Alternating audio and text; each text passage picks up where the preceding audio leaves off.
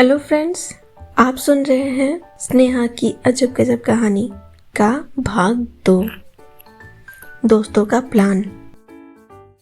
उसी रात स्नेह अपने दोस्तों विक्की और राहुल के साथ साउथ दिल्ली के एक पब में मिला। विक्की एक जिम फ्रीक, इंस्टाग्राम इन्फ्लुएंसर और लड़कियों में मशहूर। स्नेह से थोड़ा कम था और वही राहुल एक सीधा साधा अकाउंटेंट जो सिर्फ अपने काम और दोस्तों पर ध्यान देता था। दोनों स्नेह के स्कूल टाइम के दोस्त थे।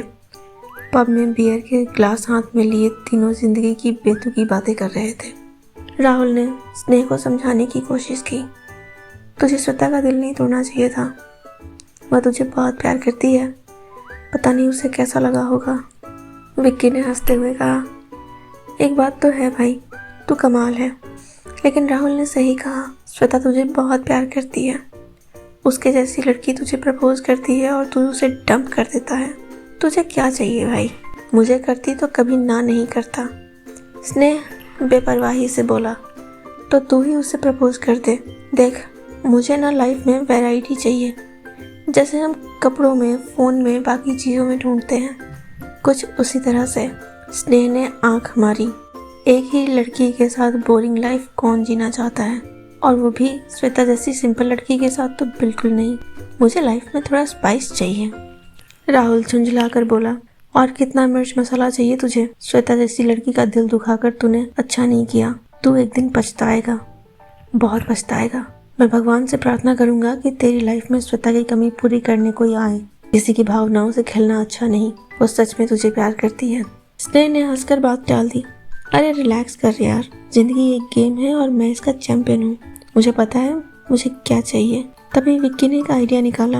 भगवान से याद आया, चल इस वीकेंड कहीं घूमने चलते हैं। दिल्ली की गर्मी में दिमाग बना रहा है। स्नेह ने मुंह बनाकर कहा फिर से मनाली या शिमला की बात मत करना। विक्की ने एक्साइटेड होकर कहा, अरे नहीं, ऋषिकेश चलते हैं। गंगा किनारे कैंपिंग, राफ्टिंग और थोड़ा मजा। सुना है वहाँ एक पुराना मंदिर है जो मनोकामनाएं पूरी करता है, और वहाँ की साध्वी। राहुल ने आंखें तरेरी। विक्की चुप। स्नेह ने मुंह बनाया और कहा, हाँ ठीक है, लेकिन मंदिर? मैं वहाँ जाकर क्या करूँगा? पूजा पाठ? ये मेरे से नहीं हो पाएगा। राहुल ने कहा, तू मजे के लिए चल लेना। वैसे भी वो पवित्र भूमि है, वहाँ जाकर ही सही तुझे थोड़ा सा पुण्य कमाने का मौका मिल जाएगा। तीनों हंस पड़े। स्नेह ने गिलास उठाया और बोला, ठीक है, ऋषिकेश चलते हैं, लेकिन मेरे सामने मंदिर वंदिर का ड्रामा मत करना। ऑफिस का आखिरी दिन। अगले दिन ऑफिस में स्नेह का मूड और ज़्यादा बिंदास था। रात रिया के साथ काफ़ी अच्छी गुजरी थी। उसने क्लाइंट मीटिंग में अपनी बातों से सबको लुभा लिया। बॉस मिस्टर गुप्ता ने तारीफ की। स्नेह, ये सब तुम्हारी बातों का जादू है। स्नेह, ये सब तुम्हारी बातों का जादू है। इस डील के लिए तुम्हें बोनस मिलेगा। स्नेह ने अपनी मुस्कान दी और कहा, थैंक यू सर, लेकिन मुझे कुछ और भी चाहिए। मिस्टर गुप्ता ने पूछा, और क्या चाहिए भाई? तुम जो चाहो, मैं आज बहुत खुश हूँ। स्नेह ने मिस्टर गुप्ता की बहन जो वहीं मौजूद थी और उसकी तरफ ही देखकर मुस्कुरा रही थी की तरफ देखा और मुस्कुरा कर कहा, अभी नहीं, बाद में। मीटिंग के बाद रोहन ने स्नेह को कॉरिडोर में रोका। भाई, सुना है तूने श्वेता का दिल तोड़ दिया, अब कौन है लाइन में? स्नेह ने हंसते हुए कहा, रिया। कल रात उसी के साथ था। आज शायद काव्या के साथ रहूंगा। परसों शायद नेहा।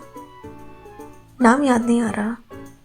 रोहन ने सिर हिलाया और कहा, तू नहीं सुधरेगा, लेकिन मज़ा तुझे ही आता है। नहीं यार, स्टडी कहती है मज़ा उनको ज़्यादा आता है। काश हमें भी ये जानने का मौका मिलता। स्नेह ने आंख मारी। उस दिन ऑफिस से निकलते वक्त स्नेह को एक मैसेज आया। मैसेज श्वेता का था। स्नेह, मैं बस इतना कहना चाहती हूँ कि मैं तुम्हें कभी नहीं भूलूंगी, लेकिन अब मैं तुम्हारे लिए नहीं रुकूंगी। अच्छा हुआ तुमने मुझे सपने से जगा दिया। Goodbye. स्नेह ने मैसेज पढ़ा उसे पता नहीं क्यों थोड़ा बुरा सा लगा। वो एक पल को ठिठका और फिर तुरंत मैसेज डिलीट कर दिया। गुड बाय श्वेता, तुम्हारे जैसी कितनी ही आई और गई, उसने अपने आप से कहा और अपनी गाड़ी स्टार्ट की। ऋषिकेश का प्लान। शुक्रवार की शाम स्नेह, विक्की और राहुल अपनी गाड़ी में ऋषिकेश के लिए निकल पड़े। रास्ते में गाने, मजाक और चिप्स के पैकेट का माहौल था। विक्की ने फिर मंदिर की बात छेड़ी। सुना है वहाँ की पुजारन बहुत सिद्ध होती है, जो मांगो वो मिलता है। स्नेह ने हंसते हुए कहा, हाँ तो मैं मांगूंगा कि मेरी गर्लफ्रेंड्स की लिस्ट और लंबी हो।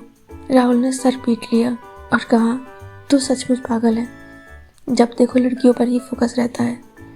ड्राइविंग पर फोकस कर वरना अपने एल लग जाएंगे। रात 10 बजे वो ऋषिकेश पहुंचे और गंगा किनारे अपना कैंप सेट किया। ठंडी हवा, तारों भरा आसमान और गंगा की लहरों की आवाज़, माहौल एकदम परफेक्ट था। स्नेह ने बोनफायर के पास बैठकर बियर की कैन खोली। यार ये है जिंदगी, उसने कहा। राहुल ने स्नेह और विक्की के हाथ में कैन देखा तो थोड़ा परेशान होकर बोला, तुझे यहाँ बियर लेकर नहीं आना चाहिए था, ये पवित्र भूमि है, किसी ने देख लिया तो। यार तेरी हमेशा ही फटी रहती है क्या? स्नेह ने फिर से ताना मारा। चल यार, कुछ नहीं होता, यहाँ भी कोई नहीं देख रहा तो कोई प्रॉब्लम नहीं है। जाने से पहले कचरा सारा उठा कर ले जाएंगे। वो सब छोड़, हम कल सुबह यही नदी में नहाकर मंदिर चलते हैं। यहाँ के मंदिर का सुना है काफ़ी चमत्कारी है, विकी ने कहा। थोड़ा एडवेंचर भी होगा और थोड़ा मज़ा भी।